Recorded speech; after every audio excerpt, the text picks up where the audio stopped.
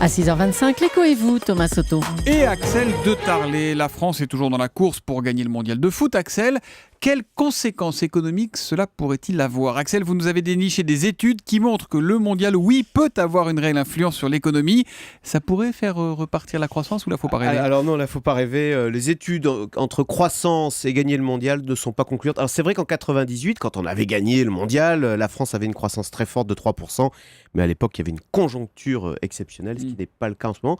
Non, en revanche, il y a une étude très sérieuse de la très prestigieuse banque américaine Goldman Sachs qui montre qu'il y a un lien entre gagner la Coupe du Monde et le cours de la bourse. En général, le pays qui gagne la Coupe du Monde de football voit dans le mois qui suit son indice boursier progresser 3,5% de plus que les autres bourses mondiales. Donc concrètement, si vous croyez que les Bleus vont gagner, écoutez, achetez les actions, parce que dans le mois qui va suivre, le CAC 40 va faire mieux que le marché mondial, plus 3,5%, mais il faut se dépêcher.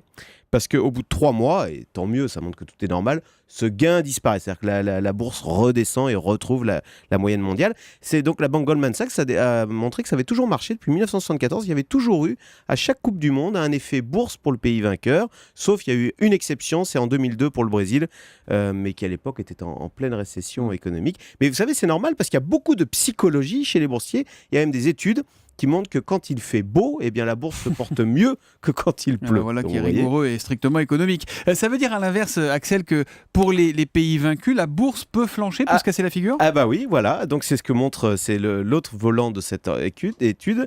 Le pays qui arrive en finale et qui perd, eh bien dans le mois qui suit, on est tellement déçu qu'à l'inverse, la bourse de ce pays chute de 1,4% par rapport à la moyenne mondiale. Alors s'il perd et qu'il pleut, on n'imagine pas la catastrophe. Voilà, donc je vois que vous doutez, vous avez raison, il faut se méfier de toutes ces études parce que je reprends une même étude de la banque Goldman Sachs publiée juste avant le début de ce mondial. Il disait le contraire, non? Eh ben non, alors il disait que la France n'avait que 0,8% de chance de gagner ce mondial, loin derrière l'Espagne qui avait 10% de chance, l'Espagne qui depuis a été éliminée.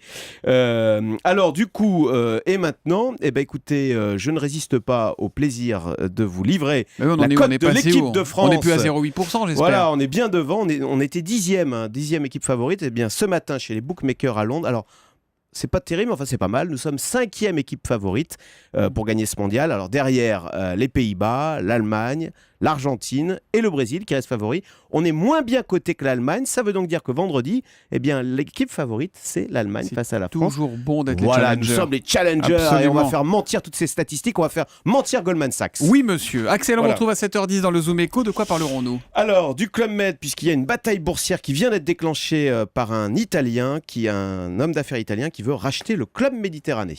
Eh bien, on voit ça dans le Zoom Echo. À tout à l'heure, Axel.